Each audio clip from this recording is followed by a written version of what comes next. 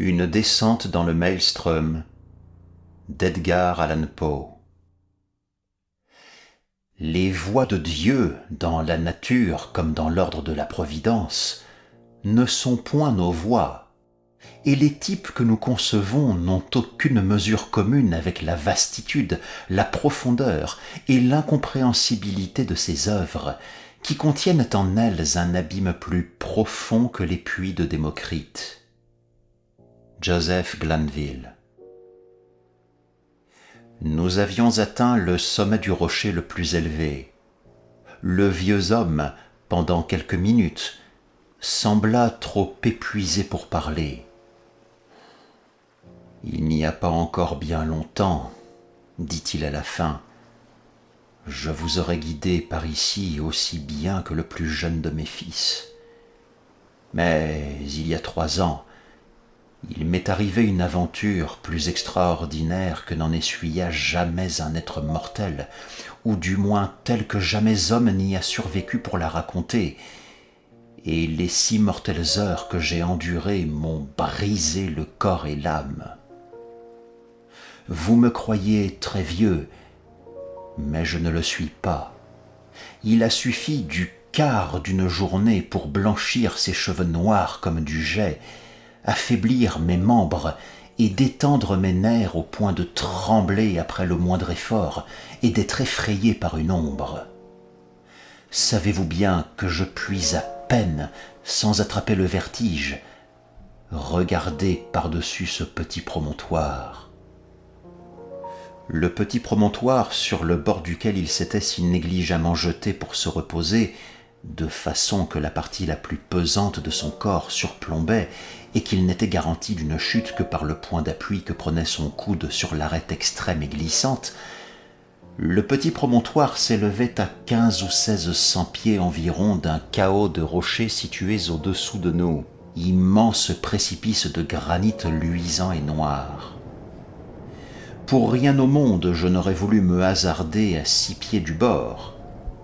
Véritablement, j'étais si profondément agité par la situation périlleuse de mon compagnon que je me laissais tomber tout de mon long sur le sol, m'accrochant à quelques arbustes voisins, n'osant pas même lever les yeux vers le ciel. Je m'efforçais en vain de me débarrasser de l'idée que la fureur du vent mettait en danger la base même de la montagne. Il me fallut du temps pour me raisonner et trouver le courage de me mettre sur mon séant et de regarder au loin dans l'espace.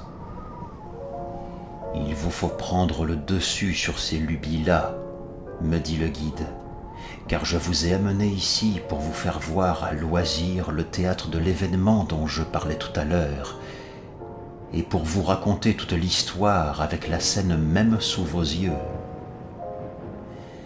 Nous sommes maintenant, reprit-il avec cette manière minutieuse qui le caractérisait, nous sommes maintenant sur la côte même de Norvège, au 68e degré de latitude, dans la province de Nordland et dans le lugubre district de Lofoden. La montagne dont nous occupons le sommet est Elsegen, la nuageuse. Maintenant, levez-vous un peu. Accrochez-vous au gazon si vous sentez venir le vertige. C'est cela. Et regardez au-delà de cette ceinture de vapeur qui nous cache la mer à nos pieds. Je regardais vertigineusement et je vis une vaste étendue de mer dont la couleur d'encre me rappela tout d'abord le tableau du géographe nubien et sa mer des ténèbres. C'était un panorama plus effroyablement désolé qu'il n'est donné à une imagination humaine de le concevoir.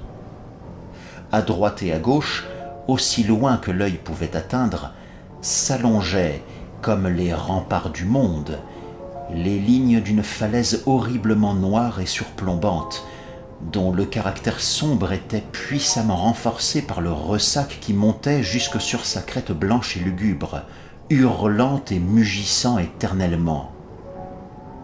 Juste en face du promontoire sur le sommet duquel nous étions placés, à une distance de 5 ou 6 milles en mer, on apercevait une île qui avait l'air désert, ou plutôt on la devinait au moutonnement énorme des brisants dont elle était enveloppée. À 2 milles environ plus près de la terre, se dressait un autre îlot plus petit, horriblement pierreux et stérile, et entouré de groupes interrompus de roches noires. L'aspect de l'océan, dans l'étendue comprise entre le rivage et l'île la plus éloignée, avait quelque chose d'extraordinaire. En ce moment même, il soufflait du côté de la terre une si forte brise qu'un brick, tout au large, était à la cape avec 2 ris dans sa toile et que sa coque disparaissait quelquefois tout entière.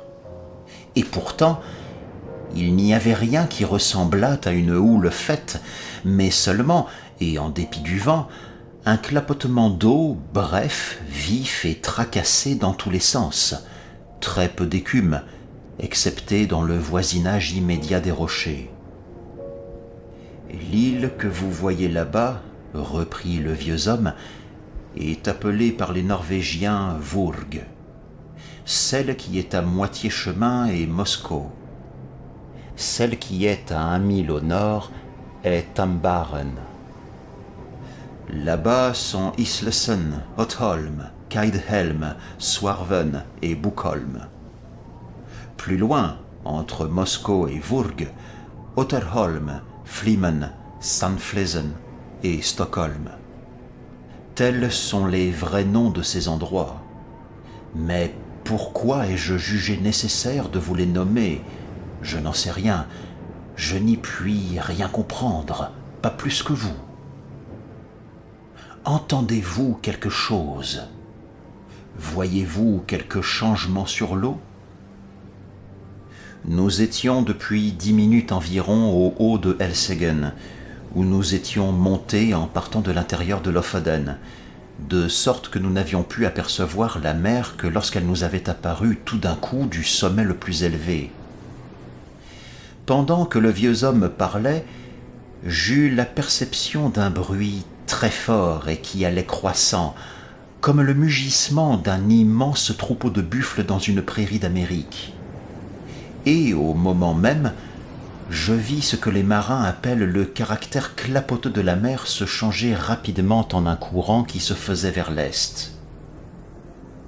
Pendant que je regardais, ce courant prit une prodigieuse rapidité.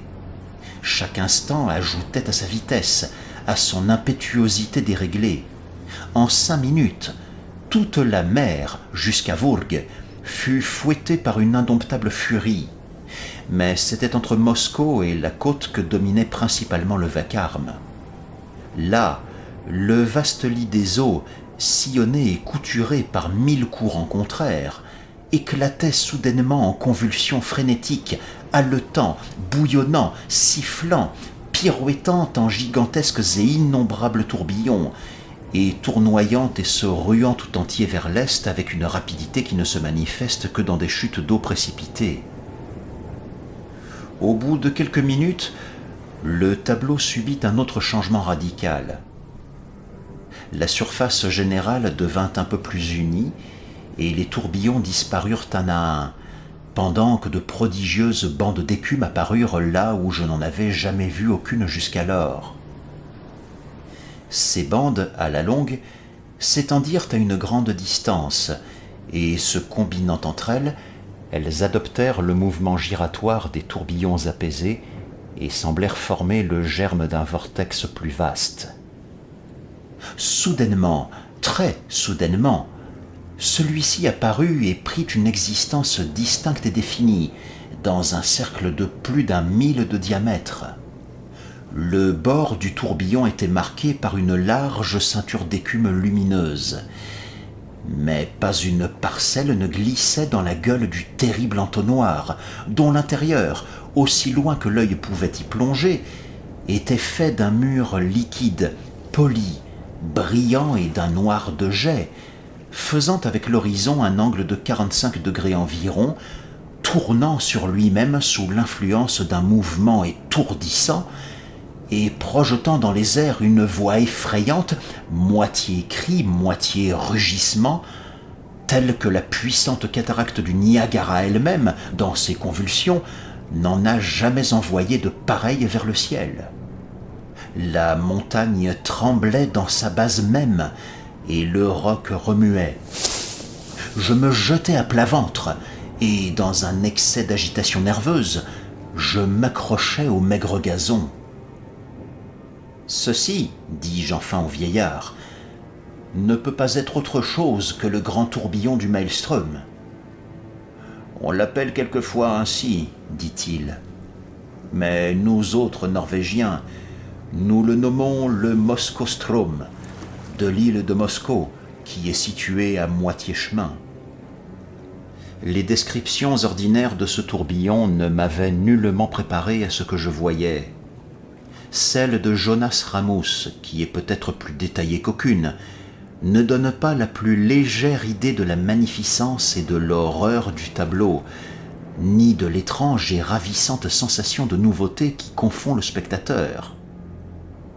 Je ne sais pas précisément de quel point de vue ni à quelle heure l'a vu l'écrivain en question, mais ce ne peut être ni du sommet de Helseggen, ni pendant une tempête.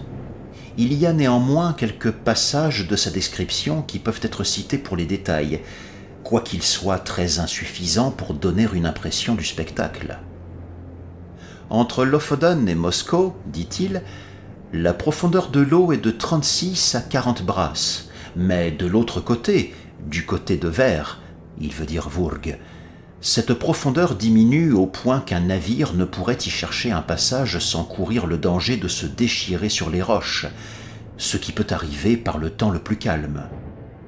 Quand vient la marée, le courant se jette dans l'espace compris entre Lofoden et Moscou avec une tumultueuse rapidité. Mais le rugissement de son terrible reflux est à peine égalé par celui des plus hautes et des plus terribles cataractes. Le bruit se fait entendre à plusieurs lieues, et les tourbillons ou tournants creux sont d'une telle étendue et d'une telle profondeur que, si un navire entre dans la région de son attraction, il est inévitablement absorbé et entraîné au fond, et là, déchiré en morceaux contre les rochers. Et quand le courant se relâche, les débris sont rejetés à la surface. Mais ces intervalles de tranquillité n'ont lieu qu'entre le reflux et le flux, par un temps calme, et ne durent qu'un quart d'heure. Puis la violence du courant revient graduellement. Quand il bouillonne le plus, et quand sa force est accrue par une tempête, il est dangereux d'en approcher, même d'un mille norvégien. Des barques, des yachts, des navires ont été entraînés pour n'y avoir pas pris garde avant de se trouver à portée de son attraction. Il arrive assez fréquemment que des baleines viennent trop près du courant et sont maîtrisées par sa violence. Et il est impossible de décrire leur mugissement et leur beuglement dans leur inutile effort pour se dégager. Une fois, un ours, essayant de passer à la nage le détroit entre Lofoden et Moscou, fut saisi par le courant et emporté au fond. Il rugissait si effroyablement qu'on l'entendait du rivage. De vastes troncs de pins et sapins, engloutis par le courant, reparaissaient brisés et déchirés, au point qu'on dirait qu'il leur a poussé des poils. Cela démontre clairement que le fond est fait de roches pointues sur lesquelles ils ont été roulés çà et là. Ce courant est réglé par le flux et le reflux de la mer, qui a constamment lieu de 6 en 6 heures. Dans l'année 1645, le dimanche de la sexagésime, de fort grand matin, il se précipita avec un tel fracas et une telle impétuosité que des pierres se détachaient des maisons de la côte. En ce qui concerne la profondeur de l'eau, je ne comprends pas comment on a pu s'en assurer dans la proximité immédiate du tourbillon. Les 40 brasses doivent avoir trait seulement aux parties du canal qui sont tout près du rivage, soit de Moscou, soit de Lofoden.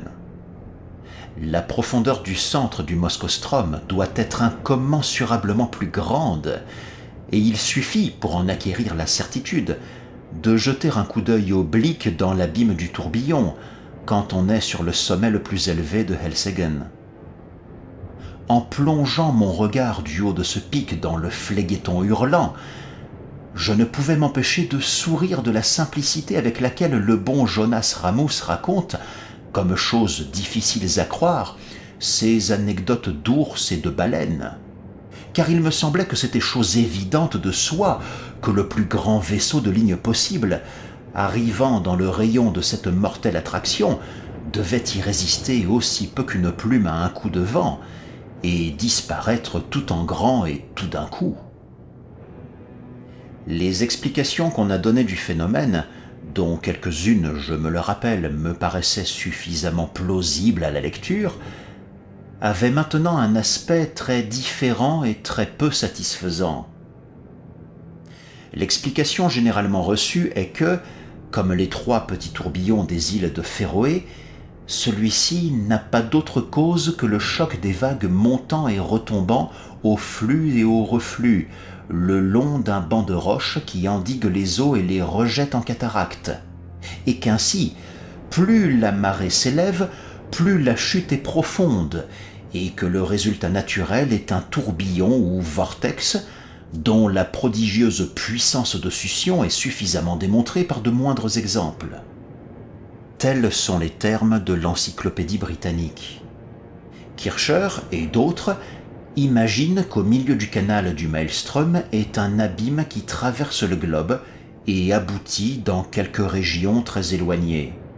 Le golfe de Botnie a même été désigné une fois un peu légèrement.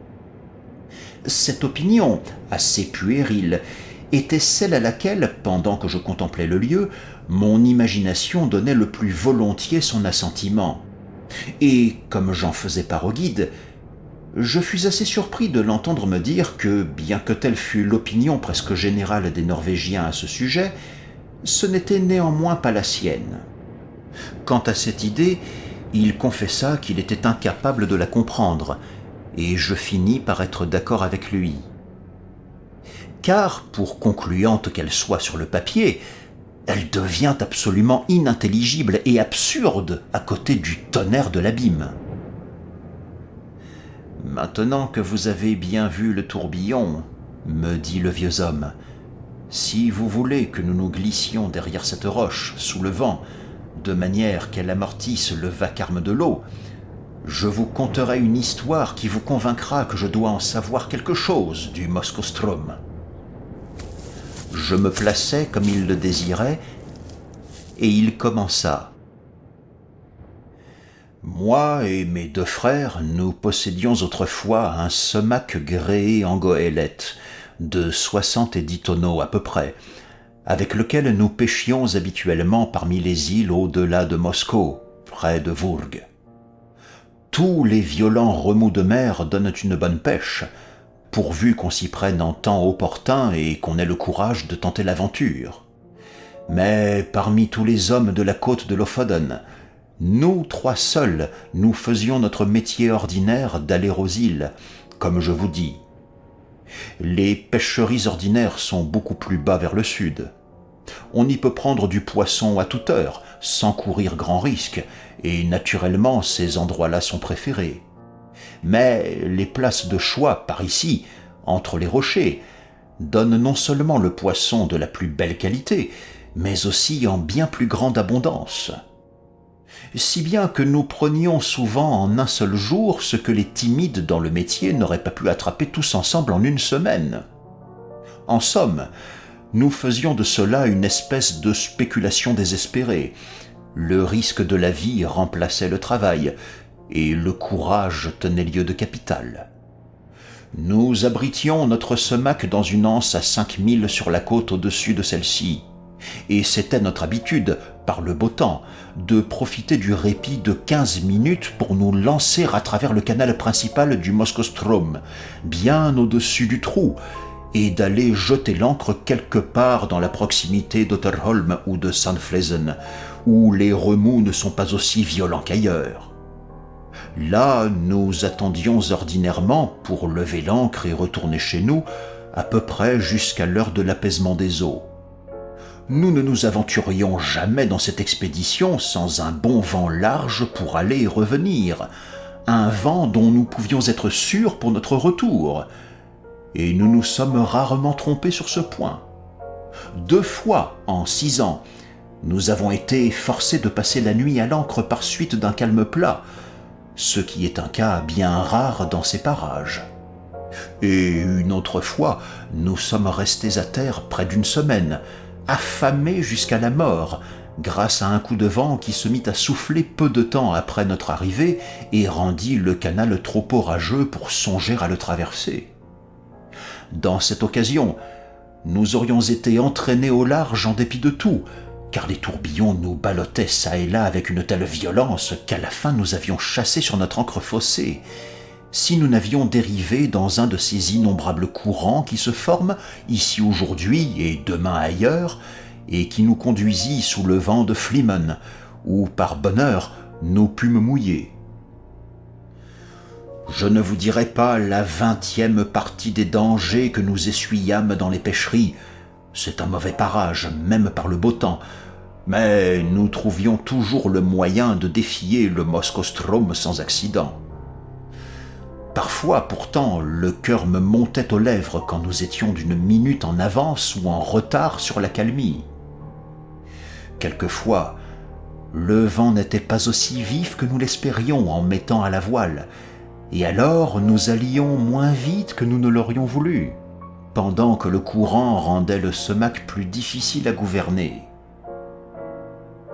Mon frère aîné avait un fils âgé de 18 ans, et j'avais pour mon compte 2 grands garçons. Ils nous eussent été d'un grand secours dans de pareils cas, soit qu'ils eussent pris les avirons, soit qu'ils eussent pêché à l'arrière, mais vraiment, bien que nous consentissions à risquer nos vies, nous n'avions pas le cœur de laisser ces jeunesses affronter le danger. Car, tout bien considéré, c'était un horrible danger, c'est la pure vérité.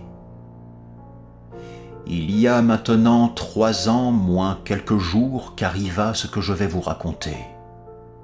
C'était le 10 juillet 1800, un jour que les gens de ce pays n'oublieront jamais, car ce fut un jour où souffla la plus terrible tempête qui soit jamais tombée de la calotte des cieux.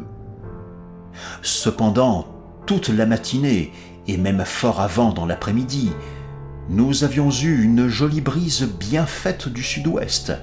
Le soleil était superbe, si bien que le plus vieux loup de mer n'aurait pas pu prévoir ce qui allait arriver. Nous étions passés tous les 3, mes 2 frères et moi, à travers les îles à 2 heures de l'après-midi environ, et nous eûmes bientôt chargé le semac de fort beaux poissons qui, nous l'avions remarqué tous 3, était plus abondant ce jour-là que nous ne l'avions jamais vu. Il était juste 7 heures à ma montre quand nous levâmes l'ancre pour retourner chez nous, de manière à faire le plus dangereux du Strom dans l'intervalle des eaux tranquilles que nous savions avoir lieu à 8 heures. Nous partîmes avec une bonne brise à tribord, et pendant quelque temps nous filâmes très rondement, sans songer le moins du monde au danger, car en réalité, nous ne voyions pas la moindre cause d'appréhension. Tout à coup, nous fûmes masqués par une saute de vent qui venait de Helseggen. C'était tout à fait extraordinaire, c'était une chose qui ne nous était jamais arrivée, et je commençais à être un peu inquiet, sans savoir exactement pourquoi. Nous fîmes arriver au vent, mais nous ne pûmes jamais fendre les remous, et j'étais sur le point de proposer de retourner au mouillage quand, regardant à l'arrière, nous vîmes tout l'horizon enveloppé d'un nuage singulier, couleur de cuivre, qui montait avec la plus étonnante vélocité. En même temps, la brise qui nous avait pris en tête tomba, et, surpris alors par un calme plat, nous dérivâmes à la merci de tous les courants. Mais cet état de choses ne dura pas assez longtemps pour nous donner le temps d'y réfléchir. En moins d'une minute, la tempête était sur nous. Une minute après, le ciel était entièrement chargé, et il devint soudainement si noir qu'avec les embruns qui nous sautaient aux yeux, nous ne pouvions plus nous voir l'un l'autre à bord. Vouloir décrire un pareil coup de vent, ce serait folie. Le plus vieux marin de Norvège n'en a jamais essuyé de pareil. Nous avions amené toute la voile avant que le coup de vent nous surprit. Mais, dès la première rafale, nos deux mâts vinrent par-dessus bord, comme s'ils avaient été sciés par le pied, le grand mât emportant avec lui mon plus jeune frère, qui s'y était accroché par prudence. Notre bateau était bien le plus léger joujou qui eût jamais glissé sur la mer. Il avait un pont effleuré avec une seule petite écoutille à l'avant, et nous avions toujours eu pour habitude de la fermer solidement en traversant le Strom. Bonne précaution dans une mer clapoteuse. Mais dans cette circonstance présente, nous aurions sombré du premier coup, car pendant quelques instants, nous fûmes littéralement ensevelis sous l'eau. Comment mon frère aîné échappa-t-il à la mort ? Je ne puis le dire, je n'ai jamais pu me l'expliquer. Pour ma part, à peine avais-je lâché la misaine que je m'étais jeté sur le pont à plat ventre, les pieds contre l'étroit plat-bord de l'avant et les mains accrochées à un boulon auprès du pied du mât de misaine. Le pur instinct m'avait fait agir ainsi. C'était indubitablement ce que j'avais de mieux à faire, car j'étais trop ahuri pour penser. Pendant quelques minutes, nous fûmes complètement inondés, comme je vous le disais, et pendant tout ce temps, je retins ma respiration et me cramponnai à l'anneau. Quand je sentis que je ne pouvais pas rester ainsi plus longtemps sans être suffoqué, je me dressai sur mes genoux, tenant toujours bon avec mes mains, et je dégageai ma tête. Alors, notre petit bateau donna de lui-même une secousse, juste comme un chien qui sort de l'eau, et se leva en partie au-dessus de la mer. Je m'efforçai alors de secouer de mon mieux la stupeur qui m'avait envahi et de recouvrer suffisamment mes esprits pour voir ce qu'il y avait à faire, quand je sentis quelqu'un qui me saisissait le bras. Oh, c'était mon frère aîné, et mon cœur en sauta de joie, car je le croyais par-dessus bord. Mais, un moment après, toute cette joie se changea en horreur quand, appliquant sa bouche à mon oreille, il vociféra ce simple mot. « Le Moskostrom !» Personne ne saura jamais ce que furent en ce moment mes pensées. Je frissonnais de la tête aux pieds, comme pris du plus violent accès de fièvre. Je comprenais suffisamment ce qu'il entendait par ce seul mot. Je savais bien ce qu'il voulait me faire entendre. Avec le vent qui nous poussait maintenant, nous étions destinés au tourbillon du Strom, et rien ne pouvait nous sauver. Vous avez bien compris qu'en traversant le canal de Strom, nous faisions toujours notre route bien au-dessus du tourbillon, même par le temps le plus calme, et encore avions-nous bien soin d'attendre et d'épier le répit de la marée. Mais maintenant, nous courions droit sur le gouffre lui-même, et avec une pareille tempête. À coup sûr, pensais-je, nous y serons juste au moment de l'accalmie. Il y a là encore un petit espoir. Mais une minute après, je me maudissais d'avoir été assez fou pour rêver d'une espérance quelconque. Je voyais parfaitement que nous étions condamnés, eussions-nous été un vaisseau de je ne sais combien de canons.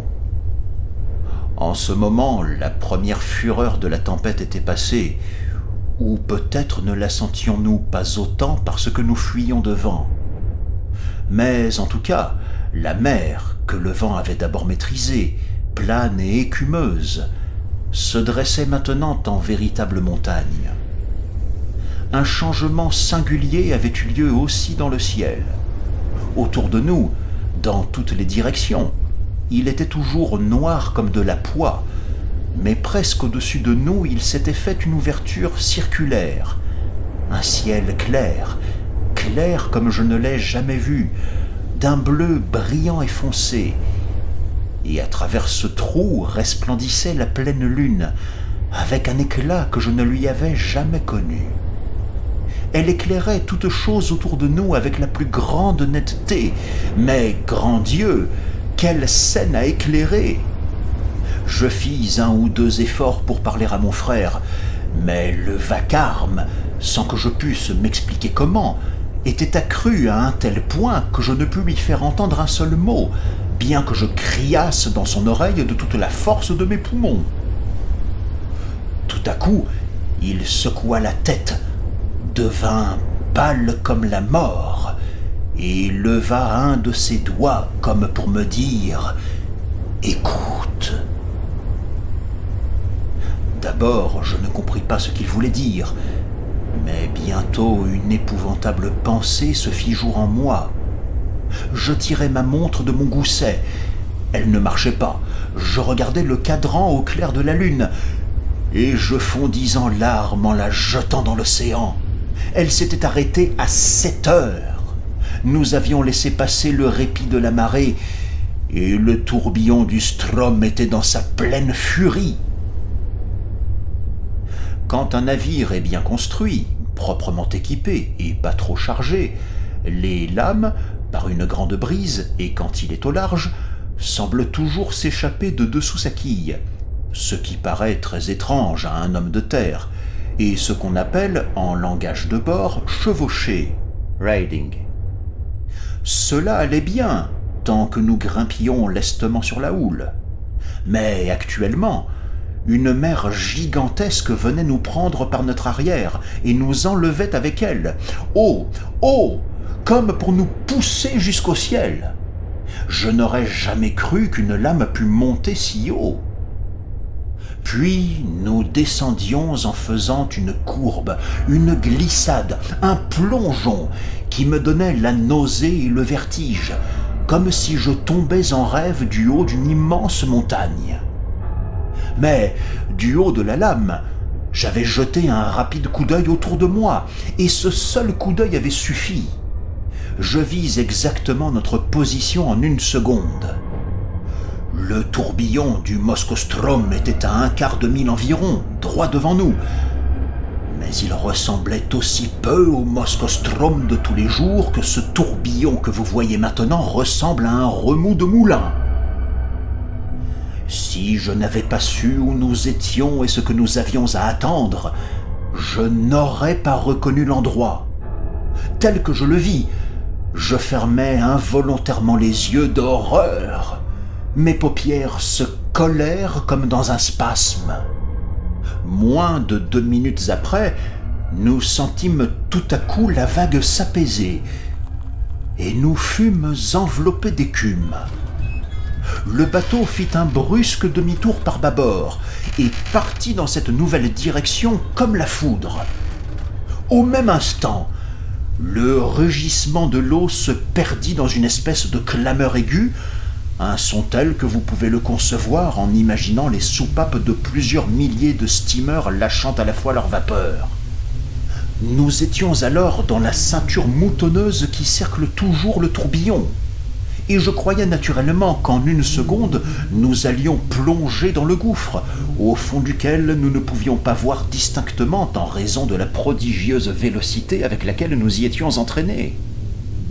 Le bateau ne semblait pas plonger dans l'eau, mais la raser comme une bulle d'air qui voltige sur la surface de la lame. Nous avions le tourbillon à tribord, et à bâbord se dressait le vaste océan que nous venions de quitter. Il s'élevait comme un mur gigantesque, se tordant entre nous et l'horizon. Cela peut paraître étrange, mais alors quand nous fûmes dans la gueule même de l'abîme, je me sentis plus de sang-froid que quand nous en approchions. Ayant fait mon deuil de toute espérance, je fus délivré d'une grande partie de cette terreur qui m'avait d'abord écrasé. Je suppose que c'était le désespoir qui roidissait mes nerfs. Vous prendrez peut-être cela pour une fanfaronnade, mais ce que je vous dis est la vérité. Je commençais à songer quelle magnifique chose c'était de mourir d'une pareille manière, et combien il était sot à moi de m'occuper d'un aussi vulgaire intérêt que ma conservation individuelle, en face d'une si prodigieuse manifestation de la puissance de Dieu. Je crois que je rougis de honte quand cette idée traversa mon esprit. Peu d'instants après, je fus possédé de la plus ardente curiosité relativement au tourbillon lui-même. Je sentis positivement le désir d'explorer ses profondeurs, même au prix du sacrifice que j'allais faire. Mon principal chagrin était de penser que je ne pourrais jamais raconter à mes vieux camarades les mystères que j'allais connaître. C'était là, sans doute, de singulières pensées pour occuper l'esprit d'un homme dans une pareille extrémité, et j'ai souvent eu l'idée depuis lors que les évolutions du bateau autour du gouffre m'avaient un peu étourdi la tête. Il y eut une autre circonstance qui contribua à me rendre maître de moi-même. Ce fut la complète cessation du vent, qui ne pouvait plus nous atteindre dans notre situation actuelle. Car, comme vous pouvez en juger par vous-même, la ceinture d'écume est considérablement au-dessous du niveau général de l'océan, et ce dernier nous dominait maintenant comme la crête d'une haute et noire montagne. Si vous ne vous êtes jamais trouvé en mer par une grosse tempête, vous ne pouvez vous faire une idée du trouble d'esprit occasionné par l'action simultanée du vent et des embruns. Cela vous aveugle, vous étourdit, vous étrangle, et vous ôte toute faculté d'action ou de réflexion. Mais nous étions maintenant grandement soulagés de tous ces embarras, comme ces misérables condamnés à mort, à qui on accorde dans leur prison quelques petites faveurs qu'on leur refusait tant que l'arrêt n'était pas prononcé. Combien de fois fîmes-nous le tour de cette ceinture? Il m'est impossible de le dire. Nous courûmes tout autour pendant 1 heure à peu près. Nous volions plutôt que nous ne flottions, et nous nous rapprochions toujours de plus en plus du centre du tourbillon, et toujours plus près de son épouvantable arête intérieure. Pendant tout ce temps, je n'avais pas lâché le boulon. Mon frère était à l'arrière, se tenant à une petite barrique vide, solidement attachée sous l'échauguette derrière l'habitacle. C'était le seul objet du bord qui n'eût pas été balayé quand le coup de temps nous avait surpris.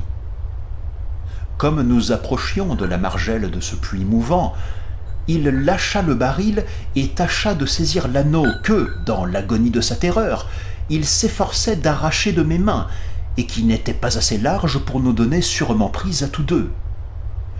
Je n'ai jamais éprouvé de douleur plus profonde que quand je le vis tenter une pareille action, quoique je visse bien qu'alors il était insensé, et que la pure frayeur en avait fait un fou furieux. Néanmoins, je ne cherchais pas à lui disputer la place. Je savais bien qu'il importait fort peu à qui appartiendrait l'anneau. Je lui laissais le boulon et m'en allais au baril de l'arrière. Il n'y avait pas grande difficulté à opérer cette manœuvre, car le semac filait en rond avec assez d'aplomb et assez droit sur sa quille, poussé quelquefois çà et là par les immenses houles et les bouillonnements du tourbillon. À peine m'étais-je arrangé dans ma nouvelle position que nous donnâmes une violente embardée à tribord et que nous piquâmes la tête la première dans l'abîme. Je murmurais une rapide prière à Dieu et je pensais que tout était fini. Comme je subissais l'effet douloureusement nauséabond de la descente, je m'étais instinctivement cramponné au baril avec plus d'énergie et j'avais fermé les yeux. Pendant quelques secondes, je n'osais pas les ouvrir, m'attendant à une destruction instantanée et m'étonnant de ne pas déjà en être aux angoisses suprêmes de l'immersion. Mais les secondes s'écoulaient. Je vivais encore. la sensation de chute avait cessé, et le mouvement du navire ressemblait beaucoup à ce qu'il était déjà, quand nous étions pris dans la ceinture d'écume, à l'exception que maintenant nous donnions davantage de la bande. Je repris courage et regardai une fois encore le tableau. Jamais je n'oublierai les sensations d'effroi, d'horreur et d'admiration que j'éprouvais en jetant les yeux autour de moi. Le bateau semblait suspendu, comme par magie, à mi-chemin de sa chute, sur la surface intérieure d'un entonnoir d'une vaste circonférence, d'une profondeur prodigieuse, et dont les parois, admirablement polies, auraient pu être prises pour de l'ébène, sans l'éblouissante vélocité avec laquelle elle pirouettait et l'étincelante et horrible clarté qu'elle répercutait sous les rayons de la pleine lune, qui, de ce trou circulaire que j'ai déjà décrit, ruisselait en un fleuve d'or et de splendeur le long des murs noirs et pénétrait jusque dans les plus intimes profondeurs de l'abîme. D'abord, j'étais trop troublé pour observer n'importe quoi avec quelque exactitude. L'explosion générale de cette magnificence terrifique était tout ce que je pouvais voir. Néanmoins, quand je revins un peu à moi, mon regard se dirigea instinctivement vers le fond. Dans cette direction, je pouvais plonger ma vue sans obstacle à cause de la situation de notre semac qui était suspendu sur la surface inclinée du gouffre. Il courait toujours sur sa quille, c'est-à-dire que son pont formait un plan parallèle à celui de l'eau, qui faisait comme un talus incliné à plus de 45 degrés, de sorte que nous avions l'air de nous soutenir sur notre côté. Je ne pouvais m'empêcher de remarquer, toutefois, que je n'avais guère plus de peine à me retenir des mains et des pieds dans cette situation que si nous avions été sur un plan horizontal. Et cela tenait, je suppose, à la vélocité avec laquelle nous tournions. Les rayons de la lune semblaient chercher le fin fond de l'immense gouffre. Cependant, je ne pouvais rien distinguer nettement à cause d'un épais brouillard qui enveloppait toute chose et sur lequel planait un magnifique arc-en-ciel, semblable à ce pont étroit et vacillant que les musulmans affirment être le seul passage entre le temps et l'éternité. Ce brouillard, ou cette écume, était sans doute occasionné par le conflit des grands murs de l'entonnoir quand ils se rencontraient et se brisaient au fond. Quant au hurlement qui montait de ce brouillard vers le ciel, je n'essayerai pas de le décrire.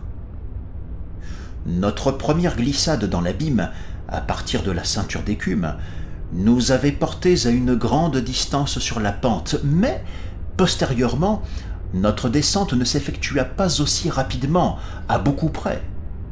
Nous filions toujours circulairement, non plus avec un mouvement uniforme, mais avec des élans qui parfois ne nous projetaient qu'à une centaine de yards, et d'autres fois nous faisaient accomplir une évolution complète autour du tourbillon. À chaque nouveau tour, nous nous rapprochions du gouffre, lentement, il est vrai, mais d'une manière très sensible. Je regardais au large sur le vaste désert d'ébène qui nous portait, et je m'aperçus que notre barque n'était pas le seul objet qui fût tombé dans l'étreinte du tourbillon. Au-dessus et au-dessous de nous, on voyait des débris de navires, de gros morceaux de charpente, des troncs d'arbres, ainsi que bon nombre d'articles plus petits, tels que des pièces de mobilier, des malles brisées, des barils et des douves. J'ai déjà décrit la curiosité surnaturelle qui s'était substituée à mes primitives terreurs. Il me sembla qu'elle augmentait à mesure que je me rapprochais de mon épouvantable destinée. Je commençai alors à épier avec un étrange intérêt les nombreux objets qui flottaient en notre compagnie. Il fallait que j'eusse le délire, car je trouvais même une sorte d'amusement à calculer les vitesses relatives de leur descente vers le tourbillon d'écume. « Ce sapin !» me surpris-je une fois à dire, sera certainement la première chose qui fera le terrible plongeon et qui disparaîtra. Et je fus fort désappointé de voir qu'un bâtiment de commerce hollandais avait pris les devants et s'était engouffré le premier. À la longue, après avoir fait quelques conjectures de cette nature et m'être toujours trompé, le fait de mon invariable mécompte, me jeta dans un ordre de réflexion qui firent de nouveau trembler mes membres et battre mon cœur encore plus lourdement. Ce n'était pas une nouvelle terreur qui m'affectait ainsi, mais l'aube d'une espérance bien plus émouvante. Cette espérance surgissait en partie de la mémoire, en partie de l'observation présente. Je me rappelais l'immense variété d'épaves qui jonchaient la côte de Lofoden et qui avaient toutes été absorbées et revomies par le Moskostrom. Ces articles, pour la plus grande partie, étaient déchirés de la manière la plus extraordinaire, éraillés, écorchés, au point qu'ils avaient l'air d'être tout garnis de pointes d'esquilles. Mais je me rappelais distinctement qu'il y en avait quelques-uns qui n'étaient pas défigurés du tout. Je ne pouvais maintenant me rendre compte de cette différence qu'en supposant que les fragments écorchés fussent les seuls qui eussent été complètement absorbés, les autres étant entrés dans le tourbillon à une période assez avancée de la marée, ou, après y être entrés, étant, par une raison ou par une autre, descendus assez lentement pour ne pas atteindre le fond avant le retour du flux ou du reflux, suivant le cas. Je concevais qu'il était possible, dans les deux cas, qu'ils eussent remonté en tourbillonnant de nouveau jusqu'au niveau de l'océan, sans subir le sort de ceux qui avaient été entraînés de meilleure heure ou absorbés plus rapidement. Je fis aussi 3 observations importantes. La première que, règle générale, plus les corps étaient gros, plus leur descente était rapide. La seconde que, 2 masses étant données, d'une égale étendue, l'une sphérique et l'autre de n'importe quelle autre forme, la supériorité de vitesse dans la descente était pour la sphère. La troisième que, de 2 masses d'un volume égal, l'une cylindrique et l'autre de n'importe quelle autre forme, le cylindre était absorbé le plus lentement. Depuis ma délivrance, j'ai eu à ce sujet quelques conversations avec un vieux maître d'école du district. Et c'est de lui que j'ai appris l'usage des mots cylindre et sphère. Il m'a expliqué, mais j'ai oublié l'explication, que ce que j'avais observé était la conséquence naturelle de la forme des débris flottants, et il m'a démontré comment un cylindre, tournant dans un tourbillon, présentait plus de résistance à sa succion et était attiré avec plus de difficulté qu'un corps d'une autre forme quelconque et d'un volume égal. Il y avait une circonstance saisissante qui donnait une grande force à ces observations et me rendait anxieux de les vérifier. C'était qu'à chaque révolution, nous passions devant un baril ou devant une vergue ou un mât de navire, et que la plupart de ces objets, nageant à notre niveau quand j'avais ouvert les yeux pour la première fois sur les merveilles du tourbillon, étaient maintenant situés bien au-dessus de nous et semblaient n'avoir guère bougé de leur position première.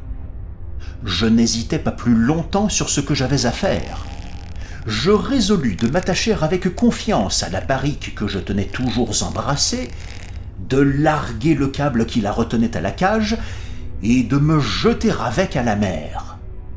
Je m'efforçais d'attirer par signe l'attention de mon frère sur les barils flottants auprès desquels nous passions, et je fis tout ce qui était en mon pouvoir pour lui faire comprendre ce que j'allais tenter. Je crus à la longue qu'il avait deviné mon dessein, mais qu'il l'eût ou ne l'eût pas saisi, il secoua la tête avec désespoir et refusa de quitter sa place près du boulon. Il m'était impossible de m'emparer de lui. La conjecture ne permettait pas de délai. Ainsi, avec une amère angoisse, je l'abandonnai à sa destinée. Je m'attachai moi-même à la barrique avec le câble qui l'amarrait à l'échauguette, et sans hésiter un moment de plus, je me précipitai avec dans la mer. Le résultat fut précisément ce que j'espérais. Comme c'est moi-même qui vous raconte cette histoire, comme vous voyez que j'ai échappé, et comme vous connaissez déjà le mode de salut que j'employais, et pouvez dès lors prévoir tout ce que j'aurai de plus à vous dire, j'abrégerai mon récit et j'irai droit à la conclusion. Il s'était écoulé 1 heure environ depuis que j'avais quitté le bord du Semac, quand, étant descendu à une vaste distance au-dessous de moi, il fit coup sur coup 3 ou 4 tours précipités, et emportant mon frère bien-aimé, piqua de l'avant décidément et pour toujours dans le chaos d'écume. Le baril auquel j'étais attaché nageait presque à moitié chemin de la distance qui séparait le fond du gouffre de l'endroit où je m'étais précipité par-dessus bord, quand un grand changement eut lieu dans le caractère du tourbillon. La pente des parois du vaste entonnoir se fit de moins en moins escarpée. Les évolutions du tourbillon devinrent graduellement de moins en moins rapides. Peu à peu, l'écume et l'arc-en-ciel disparurent, et le fond du gouffre sembla s'élever lentement. Le ciel était clair, le vent était tombé, et la pleine lune se couchait radieusement à l'ouest, quand je me retrouvai à la surface de l'océan, juste en vue de la côte de Lofoden, et au-dessus de l'endroit où était naguère le tourbillon du Moskostrom. C'était l'heure de l'accalmie, mais la mer se soulevait toujours en vagues énormes par suite de la tempête. Je fus porté violemment dans le canal du Strom et jeté en quelques minutes à la côte, parmi les pêcheries. Un bateau me repêcha, épuisé de fatigue, et maintenant que le danger avait disparu, le souvenir de ces horreurs m'avait rendu muet. Ceux qui me tirèrent à bord étaient mes vieux camarades de mer et mes compagnons de chaque jour, mais ils ne me reconnaissaient pas plus qu'ils n'auraient reconnu un voyageur revenu du monde des esprits. Mes cheveux, qui la veille étaient d'un noir de corbeau, étaient aussi blancs que vous les voyez maintenant. Ils dirent aussi que toute l'expression de ma physionomie était changée. Je leur contai mon histoire. Ils ne voulurent pas y croire. Je vous la raconte à vous maintenant, et j'ose à peine espérer que vous y ajouterez plus de foi que les plaisants pêcheurs de Lofoden.